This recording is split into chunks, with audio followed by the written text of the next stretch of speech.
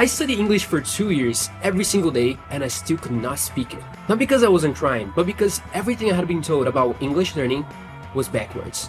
I have since helped hundreds of learners do the same thing in just a few weeks. I call it the activation loop.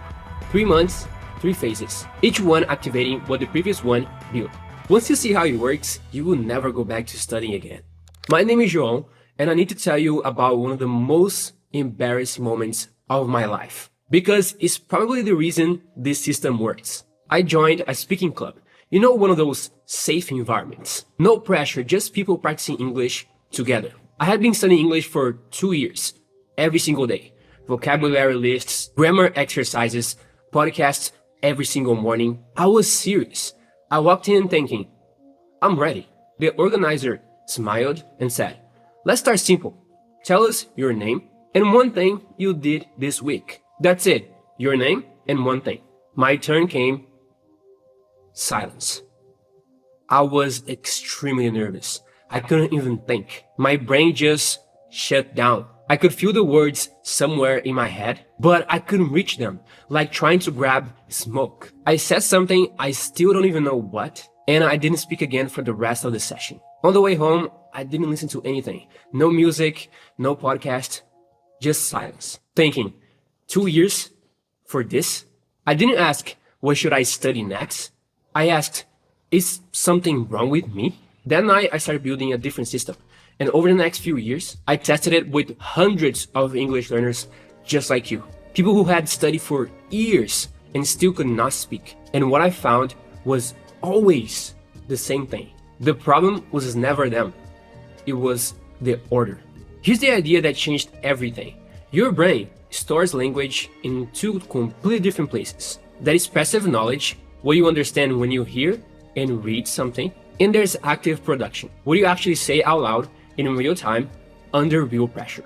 These are not the same system. Cognitive scientists call the distance between them the knowing speaking gap. And here's the problem. Almost every English learning course trains your passive system. Listening, reading, studying rules. But fluency lives in the active system. And the only way to build the active system is to use it.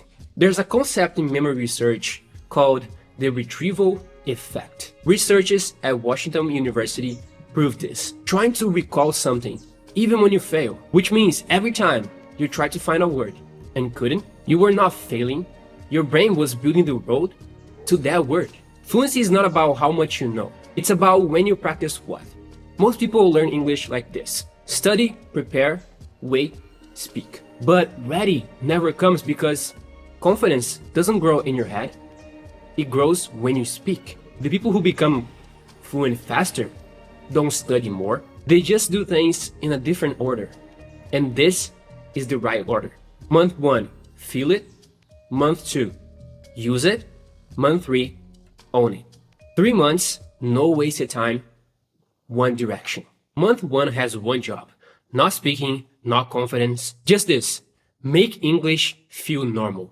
Right now, every time you hear English, your brain is working at full speed, just to understand, just to keep up. There's no energy left to think, to respond, to speak. Month 1 fixes that, and it starts with one decision. You switch your life to English. Your phone, English. Your laptop, English. Your YouTube, Netflix, music, English. Everything you can control. Not sometimes, always. Because your brain is an environment machine.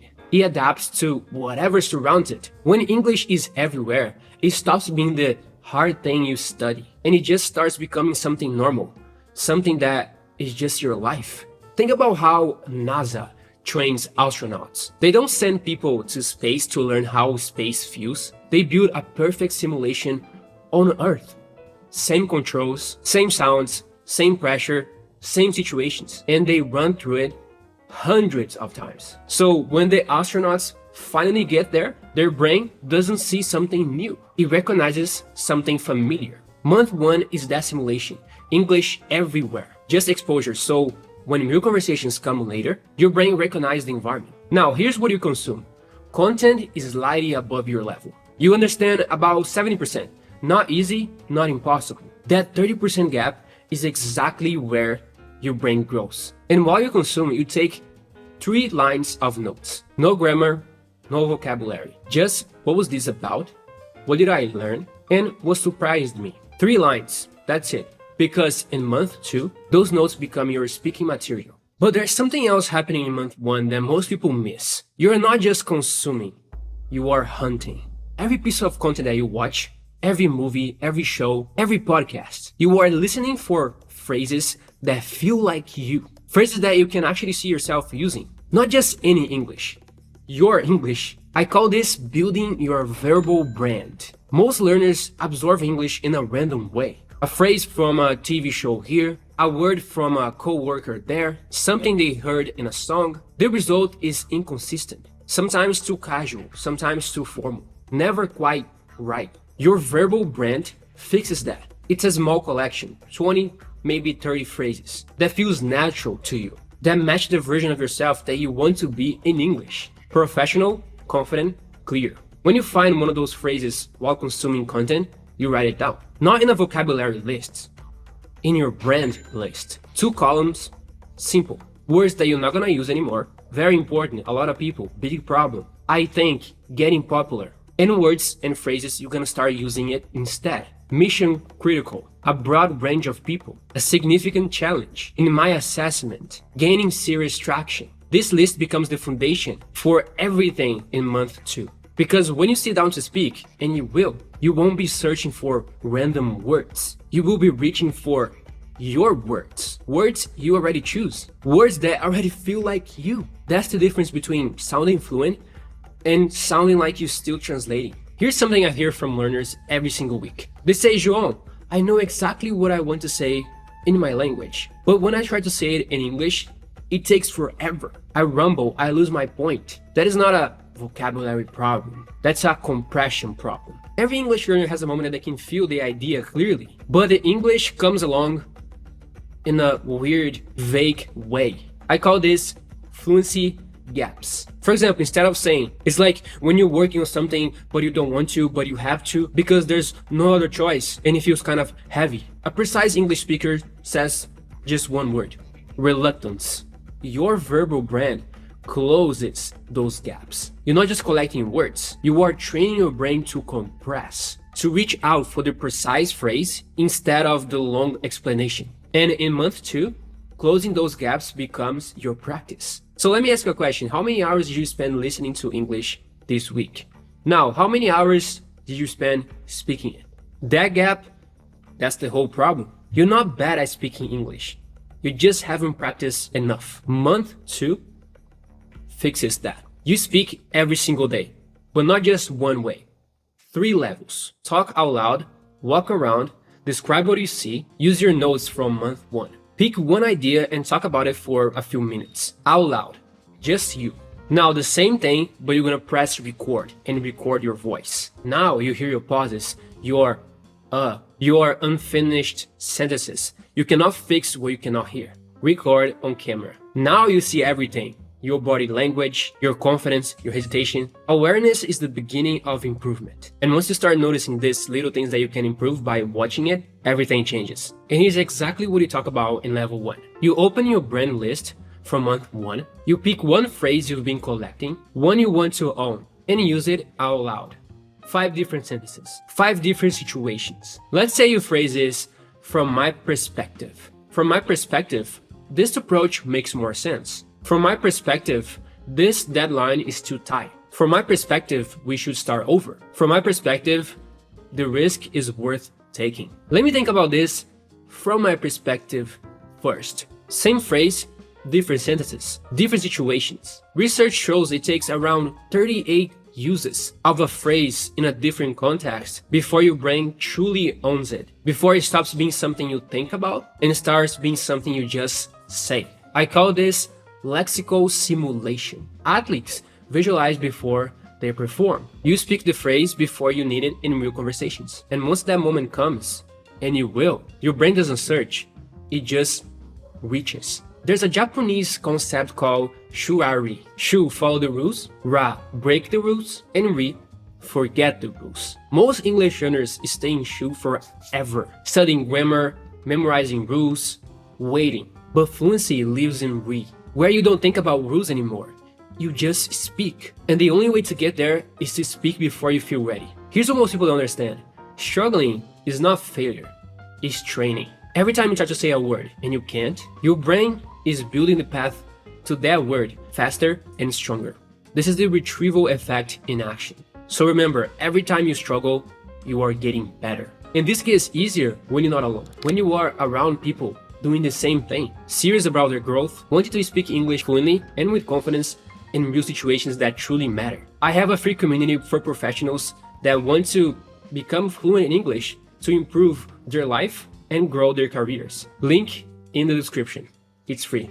Month 2 is difficult, but if you push through, something happens in month 3 that changes everything. Somewhere in month 3, something strange happens. I've seen it with learner after learner, and it always surprises them. You are in a conversation, and suddenly for maybe 30 seconds, you forget you are speaking English. Not for long, just a flash. But in that moment, you're not translating. You are not paying attention to your grammar. The 2 steps, think, then translate, now became just one. Linguistics call this automaticity. The moment a language stops being a performance and becomes a tool.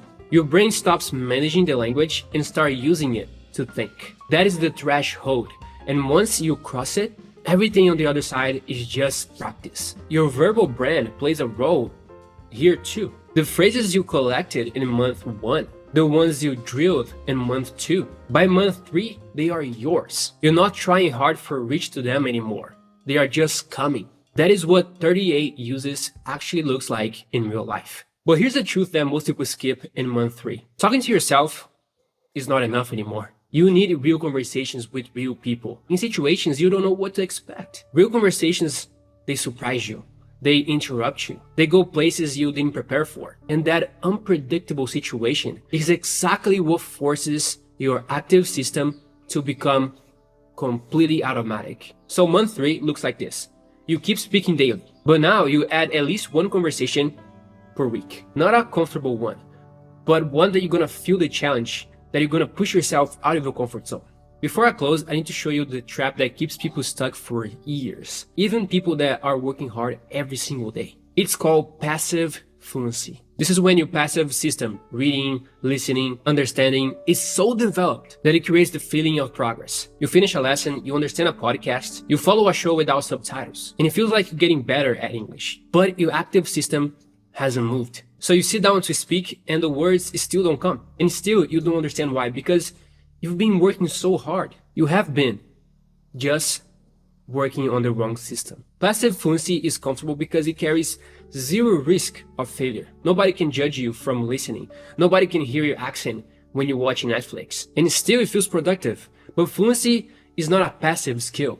It never was. If you've been studying for months or even years and you still cannot speak the way that you want to, this is most certainly why. And now you know how to fix. Fluency is not a perfect grammar. It's not a perfect accent. It's this. You think and the words come out naturally. Without delay, without fear, without translation. That's it. And here's what I want you to understand about all these months and years you've been studying. They were not wasted. Every word, every rule, every podcast is all in there. Your passive system is full. It was never the problem. Month 1 teaches your brain the environment. Month 2 opens the door between knowing and speaking. Month 3 makes the door automatic. You were never the problem. The order was the problem. Start today, not when you feel ready.